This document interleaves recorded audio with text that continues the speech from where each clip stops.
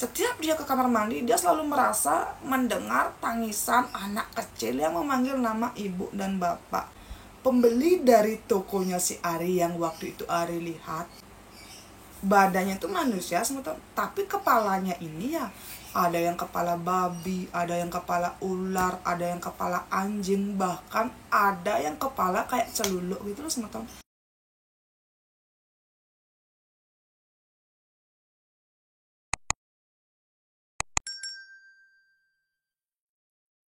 Ketika itu teman-teman, karena Ari udah benar-benar takut ya, dia tuh takut nanti ada sesuatu gitu loh teman-teman. Dia pun angkat handphone, halo gitu. Terus suaminya bilang, tunggu sebentar ya, saya ini lagi di warung sebelah, lagi beli nasi, nanti kita makan saja di toko. Ari menangis dan bilang, cepat pak, cepat ke toko, saya takut. Ih kenapa gitu loh. Suaminya ini kayak kaget dong mendengar Ari ini kayak menangis di seberang telepon. Ya cepat ke sini cepat, iya ya tunggu sebentar gitu. Ari pun waktu teleponnya, dia pun berdiri dari meja kasir, ingin keluar dari toko dan berdiri di depan toko gitu loh, karena dia berpikir ini kan sedang hujan. Itu tuh juga baru sekitar jam 4 sore. Dia berpikir di luar toko tuh kan mobil dan sepeda motor kan lagi rame banget yang berlalu lalang menuju ke pasar, jadi dia tuh kayak merasa lebih berani. Tapi ketika Ari ini mulai berdiri gitu kan, dia kok merasa kakinya itu kayak geriem geriem geriem, seperti digerayangi oleh tangan berbulu, dan kakinya itu kayak merasa ya geli, ya ngeri, yang ngerasa panas gitu loh. Engken kan dia nunduknya sementara, mungkin karena Ari ini saking takutnya, dia tuh juga mungkin sudah berpikiran yang aneh-aneh. Tiba-tiba Ari merasa kepalanya berat banget, dan Ari yakin dia tuh merasa ya pundak kanannya ini seperti ada yang menepuk 3 kali, plak plak plak. Kemudian Ari tuh merasa kok kepalanya makin berat dan pandangannya menghitam. Ketika itu Ari pun tersadar. Setelah dia tersadar, kok dia ini berada di depan toko, dan itu tuh sudah malam hari.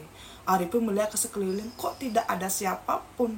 Di depan tokonya Ari ini kan juga banyak banget ada toko-toko kecil dan warung-warung kecil. Di situ tuh tidak ada siapapun, tidak ada sepeda motor yang lewat, tidak ada mobil yang lewat. Nah ketika itu Ari mulai sadar, kok bisa di dalam keadaan sesepi dan juga sesunyi itu dia malah masih berdiri di depan toko. Dan keadaannya waktu itu toko masih buka. Ari melihat semetonnya banyak sekali ada pelanggan yang berbelanja, bahkan mobil mewah berderet parkir di depan tokonya si Ari. Pokoknya itu dalam keadaan rame banget tokonya. Ari pun menoleh ke dalam toko. Ini kok toko saya kok rame banget. Nah ketika itu Ari melihatnya, suaminya sedang duduk di meja kasir, dan ada beberapa karyawan yang sedang melayani pembeli ini gitu loh. Ari juga melihat adik ipar perempuan yang selama ini dijadikan kaki tangan di sana itu juga sedang melayani pembeli gitu loh teman-teman. Tapi anehnya, pembeli dari tokonya si Ari yang waktu itu Ari lihat, dari dagu ke bawah ini badannya tuh manusia teman-teman, tapi kepalanya ini ya ada yang kepala babi, ada yang kepala ular, ada yang kepala anjing, bahkan ada yang kepala kayak celuluk gitu loh teman-teman. Dan hampir sebagian besar orang-orang yang berbelanja di sana kepalanya itu menyerupai lukisan celuluk teman-teman. Waktu itu Ari kaget banget. Dia pun berlari ke dalam toko dan, Pak, Bapak, ini kenapa kok yang berbelanja seperti ini, Pak? Dia tuh kayak berusaha untuk menyadarkan suaminya, tapi anehnya, sebagaimanapun Ari berteriak, menggoncang-goncangkan badan suaminya yang sedang duduk di meja kasir menghitung belanjaan para pelanggan, suaminya ini seolah-olah tidak mendengar dan tidak merasa kalau badannya ini sedang dikocok oleh si Ari. Dan ketika itu, sementara Ari melihat ya, kok ada ibu dan juga ayah mertuanya sedang berjalan ke arah kamar mandi. Dan engken kaden unduke, Ari kok sepertinya penasaran kok ibu dan ayah mertuanya ada di sana. Ari pun membuntuti ibu dan ayah mertuanya yang masuk ke gudang karyawan. Di sana ternyata ibu dan bapak mertuanya si Ari ini sedang mengaturkan ayam hitam dan juga ayam putih, kayak sesajen gitu loh teman-teman. Ayam hitam dan ayam putih ini diletakkan di atas sebuah piring yang besar. Kemudian di atas ayam hitam dan ayam putih ini kayak ada banten apa gitu, Dan ayam hitam dan ayam putihnya ini diletakkan di bucu gudang. Di atas bucu gudang ini tuh ada kayak pelangkiran yang besar gitu loh. Dan pelangkiran ini tuh memang selalu dibantenin bener-bener akan gitu loh semeton oleh ibu dan ayah mertuanya si Ari setiap ada rainan apa. Karena gini loh, kalau hari biasa kan kalau bukan Ari dan suaminya yang sembahyang di toko tersebut, tapi kalau ada rainan tertentu seperti Kajeng Kliwon, Purnamo, Tilem atau rainan yang lumayan besar tuh pasti ibu mertua yang sembahyang di sana. Dan itu tuh memang sudah kebiasaan dari awal Ari ini jualan di toko gitu loh. Nah, saat itu Ari melihat semetonnya ketika ayam ini diaturkan di sana berikut dengan sesajen-sesajennya, kok Ari mendengar tangisan seorang anak kecil. Dan tangisan ini bilang, ibu, bapak. Ketika mertuanya si Ari mendengar tangisan ibu, bapak ini, mereka pun kayak kaget dan pergi lari dari gudang tersebut dan menutup pintu gudang. Nah, otomatis dong, Ari sedang sendirian nih berada di gudang tersebut. Dia tuh kayak, ih, ibu, bapak. Dia pun menggodong-godong pintu gudang, tapi sepertinya pintu gudang ini sudah dikunci dari luar gitu loh. Ketika itu Ari melihat semeton, banyak banget ada anjing, ular, kuda, seluluk, mungkin itu tuh kayak puluhan, yang entah datang dari mana, langsung menyerbu sesajen ayam putih dan kuning ini. Mereka tuh makan dengan lahap, dan ketika mereka selesai makan ya, celuluk ataupun anjing ataupun bojong ini tiba-tiba menatap ke arahnya Ari dan seolah-olah ingin menerkam Ari. Tapi tiba-tiba Ari pun tersadar. Ketika Ari tersadar, Ari sedang berada di dalam mobil bersama dengan suaminya. Ari bertanya, Pak, kok saya di sini? Aduh, kamu sadar gitu. Kayak itu Ari bingung kenapa kok dia ada di dalam mobil. Nah, suaminya bilang semeton, tadi ketika suaminya masuk ke dalam toko, Ari ini ditemukan sudah pingsan di bawah meja kasir. Karena suaminya takut nanti Ari kenapa-napa, suaminya pun langsung membopong Ari masuk ke dalam mobil, dan suaminya ini mematikan lampu juga mengunci pintu toko. Dan waktu itu mereka itu mungkin baru sekitar 10 menit berjalan dari toko menuju ke arah pulang. Situ Ari berpikir, berarti barusan dia bermimpi dong. Itu dong pikirannya si Ari. Nah, beberapa menit berlalu, akhirnya Ari dengan suaminya pun tiba di rumah. Ketika itu kebetulan rainan Kajeng Kliwon. Dan Ari pun seperti biasa semeton, dia mandi, sembahyang, kemudian bertemu dengan anak-anaknya. Dan ketika itu Ari melihat, kok putri pertamanya ini makin berubah, badannya makin besar, dan dia kayak selalu menggunakan jaket ketika di dalam rumah. Ari mulai curiga, apa jangan-jangan putrinya sedang hamil? Ari pun bertanya kepada putrinya, kenapa kok badanmu sekarang gemuk banget gitu loh. Nah, putri ini kayak mengelas gitu loh. Nah, kemudian tiba-tiba suaminya keluar dari kamar mandi dan berteriak kepada putrinya, Gek, kamu hamil?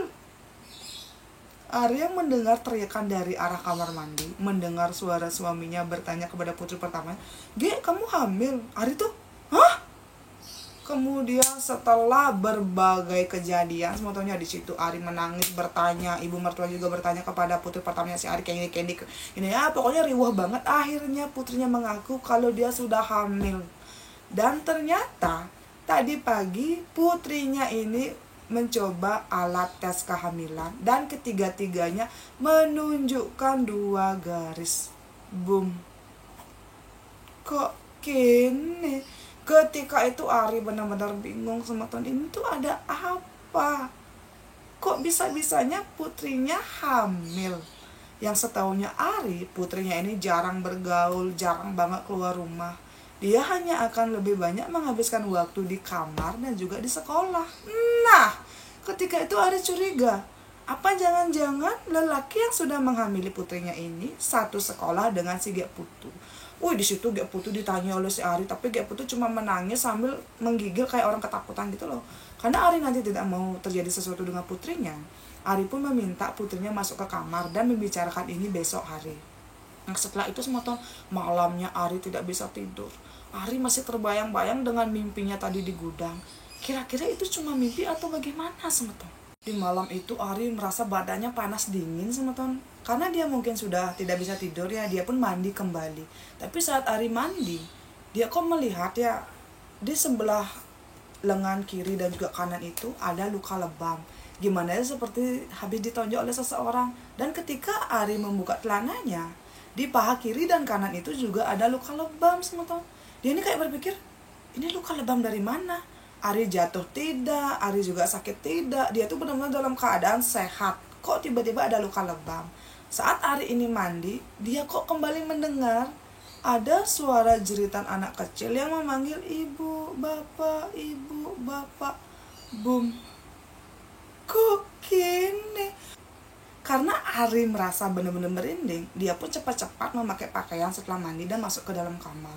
Ketika itu dia melihat suaminya sedang terduduk sambil menangis. Ari bertanya, kenapa? Suaminya bercerita, semeton. Dia tuh kayak punya harapan yang sangat besar kepada putri pertama mereka. Kok tiba-tiba putrinya malah hamil? Suaminya di sana kayak mencurahkan rasa kekecewaannya gitu loh. Kenapa kok bisa putri kita seperti ini? Kenapa?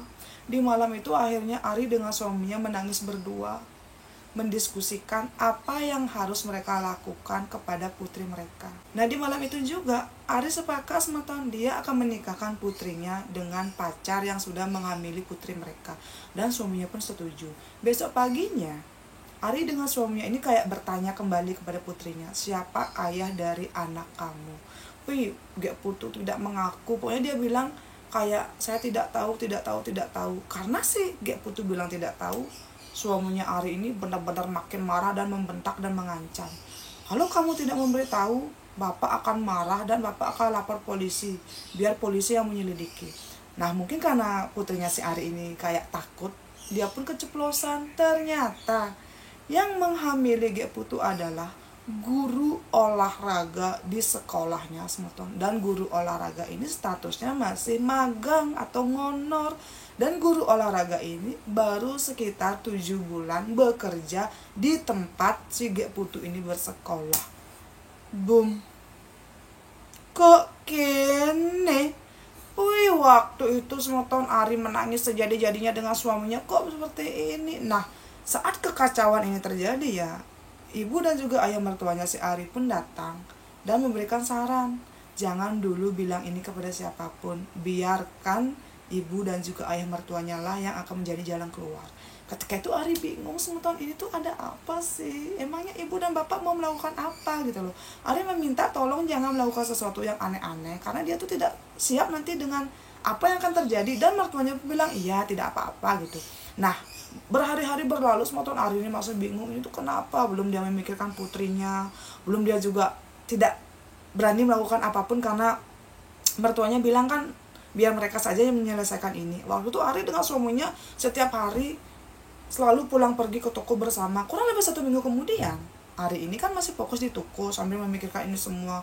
Ari kok makin merasa kayak teror di toko ini makin keras, semeton. Setiap dia ke kamar mandi, dia selalu merasa mendengar tangisan anak kecil yang memanggil nama ibu dan bapak. Dan karyawannya pun bilang, mereka ini tidak berani kalau ke kamar mandi sendirian. Karyawan-karyawan di tempatnya si Ari ini bekerja selalu bilang melihat penampakan inilah, penampakan itulah. Mereka juga bilang sering mendengar tangisan anak kecil ketika sedang istirahat di gudang karyawan. Aduh, semeton. Ari pun makin pusing dong dengan suaminya, ini tuh ada apa. Tapi anehnya ya, semakin kencang gosip ini dan juga kayak rumor-rumor ini kembali hidup di tokonya si Ari. Katanya ada rumor inilah, rumor itulah. Karyawannya juga sepertinya membicarakan rumor ini di luar toko. Tokonya Ari makin laris, penghasilannya makin besar. Dan waktu itu juga tepatnya di hari ke-7 setelah Ari tahu kalau Gek Putu ini hamil, tiba-tiba Gek Putu menelpon. Ketika itu Ari dengan suaminya masih di toko. Gek Putu bilang, ibu, perut adik sakit bu. Nah, Ari pun dengan suaminya langsung tancap gas, naik mobil pulang ke rumah. Ketika tiba di rumah, Gek Putu tiba-tiba sudah pingsan di kamar mandi dengan keadaan sudah perlahan. Dan terlihat ya di selagan kakinya si Gek Putu ini ada yang menggumpal yang kayak sari telur gitu loh, semotong itu tuh kayak benar-benar kayak gumpalan darah hitam pekat sudah keluar. Nah, di situ Ari berpikir dengan suaminya, apa jangan-jangan Gek Putu keguguran. Waktu itu langsung semua Gek Putu dibawa ke rumah sakit terdekat, dan setelah tiba di rumah sakit dokter bilang sepertinya Gek Putu sudah keguguran karena terjatuh di suatu tempat. Karena di kakinya si Gek Putu ini ada bekas sabun dan juga bekas odol. Dokter pun bertanya, tadi kalian menemukan putri kalian di mana? Ari pun bilang, tadi si putri ini menelpon dan bilang perutnya sakit. Saat mereka tiba di rumah, putrinya ini sudah pingsan di kamar mandi. Oh, dokter bilang, oh mungkin saja putri ibu ini terjatuh di kamar mandi dan kemudian keguguran. Di sana semua tahun Ari dengan suaminya ini kayak bingung. Di lain hal mereka senang karena akhirnya putranya ini kalau sudah keguguran kan bisa melanjutkan pendidikan. Tapi di lain hal mereka tuh juga kayak, terus apa yang harus kita lakukan gitu. Pokoknya itu tuh kayak benar-benar campur aduk. Setelah itu sebetulnya si Gek Putu ini dirawat di rumah sakit sekitar 2 hari, kemudian boleh pulang. Saat itu juga Gek Putu cerita kepada si Ari, di saat Ari ini ada di toko di hari putrinya menelpon saat keguguran ini, putrinya ini kan pulang sekolah. Dia tuh berencana ingin mandi. Kok dia merasa baru dia masuk ke kamar mandi dan kayak ingin membuka baju, dia merasa kakinya ini ada yang menarik. Dan yang menarik itu kayak sebuah tangan yang berbulu dan kukunya panjang. Kemudian karena kakinya ini seperti ditarik, Gek Putu pun terjatuh dengan posisi pantat dulu yang mendarat, kemudian kepala, dan dia merasa sakit sekali perutnya. Di saat itulah, kebetulan dia ini kan memang selalu membawa HP ke kamar mandi, langsung si Putri menelpon si Ari, kemudian bilang kalau perutnya sakit, kemudian putrinya pingsan. Aduh, di sana Ari makin bingung semeton. Di lain hal, ya seperti yang saya bilang tadi, dia tuh kayak, ini tuh gugur. Dia tuh tidak tahu harus senang, harus sedih, atau harus bagaimana. Nah setelah itu sebetulnya, setelah si Gek Putu ini keguguran, keluarga besarnya Ari pun mengadakan pecaruan besar-besaran di rumahnya si Ari agar aura-aura negatif ini mulai menghilang gitu loh. Itulah yang diharapkan oleh si Ari, tapi tidak. Semua teror yang tadinya ada di toko seolah-olah mengikuti Ari pulang ke rumah. Hampir setiap hari Ari dengan suaminya saja akan mendengar suara tangisan anak. Dan di sana mereka tuh bingung banget, ini tuh ada apa? Saya tuh takut gitu loh. Nah di hari-hari itu juga kan pemasukan toko ini makin besar ya. Ari tuh kayak bingung, sementara dia tuh capek banget, belum juga mengurus toko, belum juga harus memperhatikan ketiga putra dan putrinya. Dan ketika itu langsung karinya ibu dan juga bapak mertuanya Ari ini selalu ada untuk Ari. Yang selalu membantu Ari ini adalah ibu dan juga bapaknya, sehingga Ari ini masih berpikir positif ya, selama ada ibu dan bapak mereka tuh kayak oke lah, nggak masalah, kita tuh harus tetap berjuang gitu loh sebentar.